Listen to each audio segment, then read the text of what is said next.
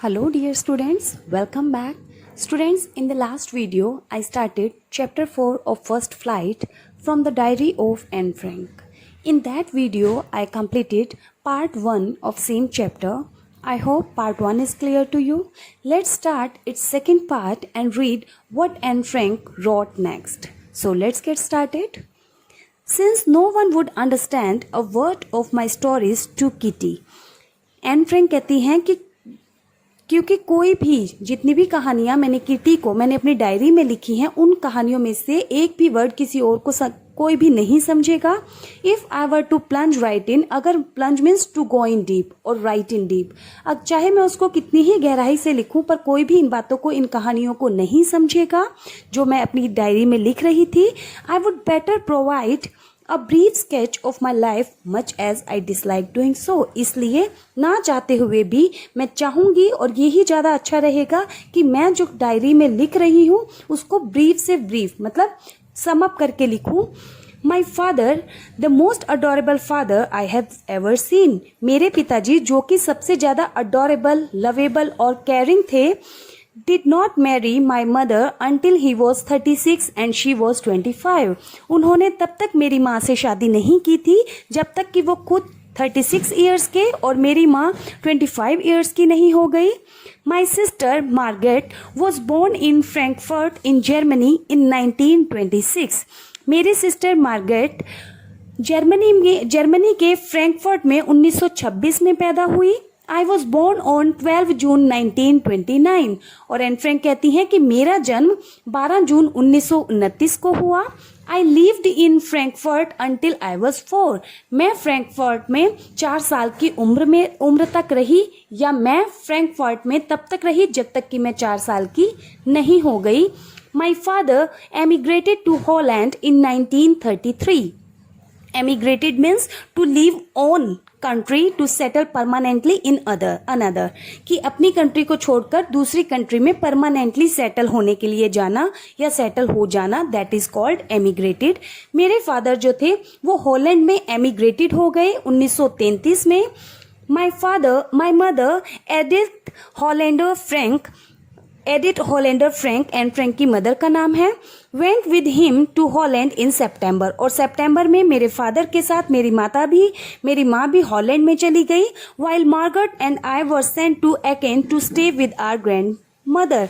एकेन एक जगह का नाम है कि मेरी मदर और फादर दोनों ही हॉलैंड में सेटल हो गए थे, जबकि मैं और मेरी बहन दोनों को दादी के पास एकेन में भेजा गया रहने के लिए.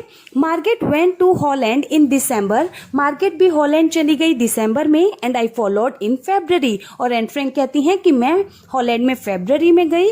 When I was plunked down on the table as a birthday present for Margaret. और जब मैं गई हॉलैंड में और मुझे plunked down, kept down, put down, नीचे रख दिया गया ऑन द टेबल पर as a birthday present for Margaret, क्योंकि उस टाइम मार्गरेट का बर्थडे था तो मार्गरेट के लिए मुझे एक बर्थडे प्रेजेंट के तौर पर पेश किया गया.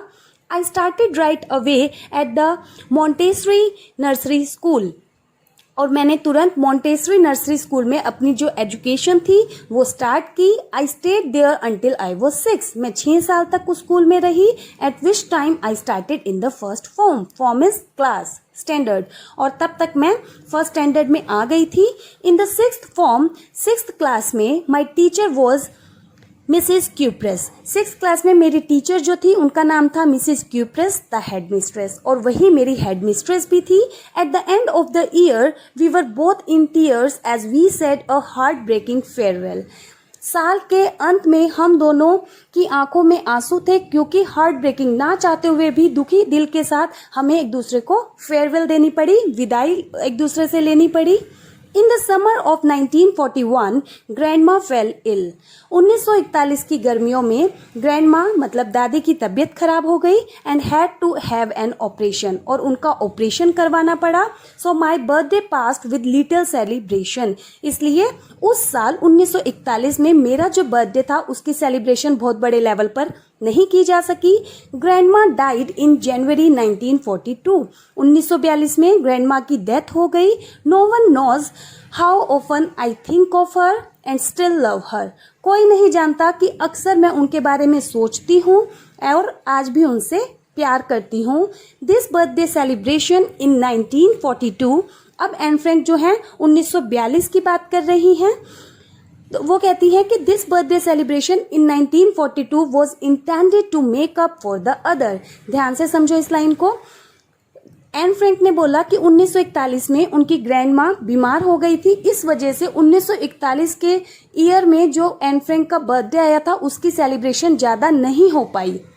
इसलिए 1942 में जब दोबारा से एन फ्रैंक का बर्थडे आया, then to make up for the other, जो पिछले साल का बर्थडे था उसकी भरपाई करने के लिए, उस सेलिब्रेशन को पूरा करने के लिए 1942 में अच्छे से सेलिब्रेशन किया गया उसके बर्थडे का।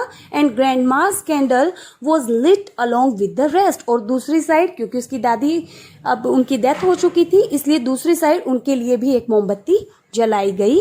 The 4 of us are still doing well, हम चारों अभी भी बिल्कुल ठीक हैं, आज भी बिल्कुल ठीक हैं। And that brings me to the present date of 20 June 1942, और इसके साथ ही मैं आज की डेट 20 जून 1942 पर आती हूँ। And the Solomon dedication of my diary, और इसी के साथ मेरी डायरी जिसका नाम किटी है, मैं उसके लिए पूरी तरीके से, सोलमन मीन्स कम्प्लीटली, पूरी तरीके से उसके लिए डेडिकेटेड हूँ, समर्पित हूँ।